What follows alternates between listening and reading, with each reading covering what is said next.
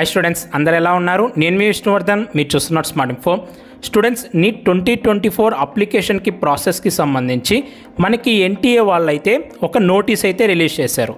ఈ నోటీస్ ఎవరి కోసం అంటే, ఎవరైతే వాళ్ళ యొక్క నీట్ 2024 అప్లికేషన్ ఫామ్ ఫిల్ చేసేటప్పుడు ఏదన్నా బై మిస్టేక్ తప్పు పెట్టింటారు కదా, సో ఆ తప్పు పెట్టిన వాటిని కరెక్ట్ చేసుకోవడానికి మనకి వన్ టైం కరెక్షన్ ఫెసిలిటీ అనేది ఇస్తారు.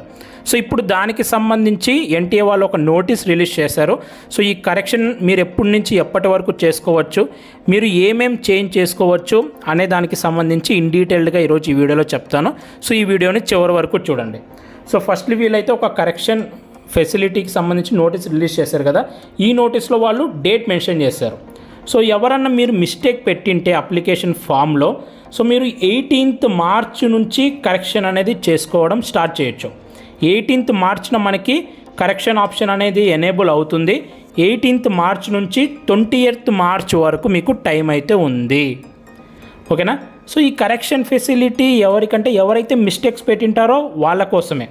కానీ సో మిస్టేక్స్ అనేవి మనం తెలియకుండానే చేస్తాం కదా, వాటినే మిస్టేక్స్ అంటాం కదా.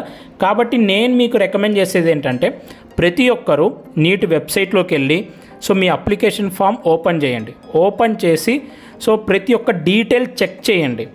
సో ప్రతి డీటెయిల్ మీ నేమ్ నుంచి ఓకేనా లాస్ట్ వరకు ప్రతి ఒక్కటి, ఈవెంట్ స్పేస్ స్పెల్లింగ్ మిస్టేక్స్ ఏమైనా ఉన్నా కూడా చూసుకోండి. సో ప్రతి ఒక్క డీటెయిల్ మీరు ఈవెన్ దో మీరు మిస్టేక్ చేయలేదు అని మీకు అనిపించినా కూడా, సో మనకి ఇప్పుడు కరెక్షన్ ఫెసిలిటీ అనేది 18th మార్చ్ నుంచి స్టార్ట్ అవుతుంది కాబట్టి ప్రతి ఒక్కరూ ఒక్కసారి మీ అప్లికేషన్ ఫామ్లో చెక్ చేసుకోండి. ఓకేనా? మిస్టేక్స్ అనేవి మనకు తెలియకుండానే చేస్తాం కాబట్టి పొరపాటున అప్పుడప్పుడు మిస్టేక్స్ జరుగుతూ ఉంటాయి. సో కాబట్టి ప్రతి ఒక్కరు మీ అప్లికేషన్ ఫామ్ని 1-2 సార్లు చెక్ చేసుకొని, ఒకవేళ ఏదైనా బై మిస్టేక్ మీకు కరెక్షన్ అనేది ఉండింటే కరెక్షన్ చేసేసుకోండి. అయితే మీరు ఏ ఫీల్డ్స్లో కరెక్షన్ చేసుకోవచ్చు అన్న, ఏ డీటెయిల్స్ అయినా మేము చేంజ్ చేసుకోవచ్చా తప్పు పెట్టింటే అంటే, ఎక్సెప్ట్ మీ ఫోన్ నెంబర్, ఓకేనా, కాంటాక్ట్ నెంబర్, అలాగే ఈమెయిల్ అడ్రస్, ఈ 2 తప్ప మిగతావన్నీ మీరు తప్పు పెట్టింటే ఎడిట్ చేసుకోవచ్చు. ఓకేనా?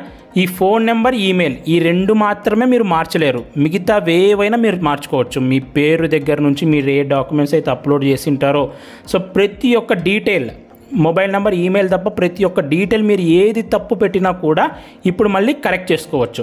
సో చాలామంది ఆధార్ రీఅథెంటికేషన్, ఓకేనా, ఆధార్ అథెంటికేషన్లో ప్రాబ్లం వస్తుంది అని అంటున్నారు కదా. సో ఎవరికైనా ఆ ప్రాబ్లం ఉన్నా వాళ్ళు కూడా ఇప్పుడు మళ్ళీ కరెక్ట్ చేసుకోవచ్చు, ఆధార్ రీఅథెంటికేషన్ అనేది చేసుకోవచ్చు. ఓకేనా? Except mobile number and email ఏదైనా చేంజ్ చేసుకోవచ్చు. అండ్ నేను చాలామంది కింద కామెంట్స్లో చూశాను, సో అన్న డ్రాపర్స్ ఎవరైతే లాంగ్ టర్మ్ తీసుకొని ఉంటారో, సో అన్న మేము కోడ్ 3 పెట్టాము, సో మీరు కోడ్ 3 చెప్పారని, సో కానీ అందరూ కోడ్ 2 చెప్తున్నారు అని మీరు చాలామంది కామెంట్స్లో పెట్టారు. నేను కామెంట్స్ చూశాను. సో నేను లాస్ట్ 3 years నుంచి వీడియో చేస్తున్నాను కదా. సో మన Andhra Pradesh and Telangana students code 3 పెట్టచ్చు. ఒకవేళ కోడ్ 3 కాదన్నా మేము కోడ్ 2 పెట్టామంటే కోడ్ 2 అయినా పెట్టచ్చు. కోడ్ 2 వచ్చేసి డ్రాపర్స్ కోసం. సో డ్రాపర్స్ ఎవరైనా పెట్టచ్చు. సో కోడ్ 3 అనేది ఆంధ్రప్రదేశ్ అండ్ తెలంగాణ, కర్ణాటక వాళ్ళు కోడ్ 3 కూడా పెట్టచ్చు. సో ఎవరైతే డ్రాపర్స్ లాంగ్ టర్మ్ తీసుకొని ఉంటారో, మీరు కోడ్ 2 పెట్టినా ఏమవ్వదు, కోడ్ 3 పెట్టినా కూడా ఏమవ్వదు. సో చాలామంది కింద కామెంట్స్లో మళ్ళీ అది మెన్షన్ చేశారు. సో నేను లాస్ట్ 3 years నుంచి చూస్తున్నాను కదా. సో ఏ కోడ్ పెట్టినా కూడా మీకు ఏం అవ్వదు. ఓకేనా? మీరు జస్ట్ అది పెట్టేయండి. ఓకేనా? కోడ్ 2 ఆర్ కోడ్ 3 పెట్టేస్తే లాంగ్ టర్మ్ వాళ్ళు ఏం అవ్వదు, మీరు ఏ కోడ్ అయినా పెట్టచ్చు. సో దాని గురించి పెద్దగా స్ట్రెస్ అయితే తీసుకోకండి. మీరు కరెక్షన్ చేసేటప్పుడు జాగ్రత్తగా ఎక్కడైతే మిస్టేక్ చేశారో వాటిని కరెక్ట్గా చూసుకొని మళ్ళీ మార్చుకోండి. ఎందుకంటే ఈ కరెక్షన్ ఫెసిలిటీ అనేది వన్ టైం. మీరు ఒక్కసారి కరెక్ట్ చేసుకొని మళ్ళీ సబ్మిట్ చేసిన తర్వాత మళ్ళీ ఎడిట్ చేసుకోలేరు. ఒక్కసారి మాత్రమే మీకు ఆప్షన్ అనేది ఎనేబుల్ అయి ఉంటుంది. సో ఏమన్నా మిస్టేక్ చేసింటే అన్నీ ఒకసారి చూసుకొని, అన్నీ చూసుకున్న తర్వాత ఓపెన్ చేసి ఆ చేంజెస్ అన్నీ చేసి సబ్మిట్ చేయండి. ఒకసారి మీరు మళ్ళీ సబ్మిట్ చేసిన తర్వాత మళ్ళీ ఏదో ఒక తప్పు చూసుకొని మళ్ళీ ఏదైనా తప్పు ఉందంటే మీరు ఏం చేయలేరు. ఎందుకంటే సో ఇది వన్ టైం కరెక్షన్ ఫెసిలిటీ మాత్రమే, ఒక్కసారి మాత్రమే మీరు కరెక్ట్ చేసుకోగలరు. కాబట్టి ఏదైనా కరెక్ట్ చేసేటప్పుడు అన్ని డీటెయిల్స్ చూసి కరెక్ట్ చేసుకున్న తర్వాతే సబ్మిట్ చేయండి. మీకు 18th స్టార్ట్ అవుతుంది, 20th ఎండ్ అవుతుంది. సో ఈ లాస్ట్ ఇయర్ లాగా కాకుండా ఈసారి చాలా వాటిలో చేంజెస్ చేసుకోవడానికి ఆప్షన్ ఇచ్చారు. Except mobile number and email తప్ప మిగతాది ఏదైనా మీరు చేంజ్ చేసుకోవచ్చు. కాబట్టి ప్రతి ఒక్కరు 18th మార్చిన మీ యొక్క లాగిన్ అయ్యి లేకపోతే మీరు డౌన్లోడ్ చేసుకున్న కన్ఫర్మేషన్ పేజ్లో చూసి ఏమైనా కరెక్షన్స్ ఉంటే మళ్ళీ కరెక్షన్ అయితే చేసుకోండి.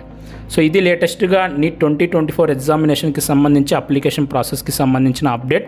సో మీకు నీట్ 2024 ఎగ్జామ్కి సంబంధించి కానీ కౌన్సిలింగ్కి సంబంధించి కానీ Andhra Pradesh and Telangana all India కోటాలో ఏం అప్డేట్ వచ్చినా మన ఛానల్లో వీడియోస్ వస్తుంటాయి. మీరు ఆ వీడియోస్ మిస్ అవ్వకూడదు అనుకుంటే మన ఛానల్ని సబ్స్క్రైబ్ చేయండి. అలాగే మీకు ఈ వీడియో నచ్చితే లైక్ చేయండి. Thank you so much for watching. Have a great day.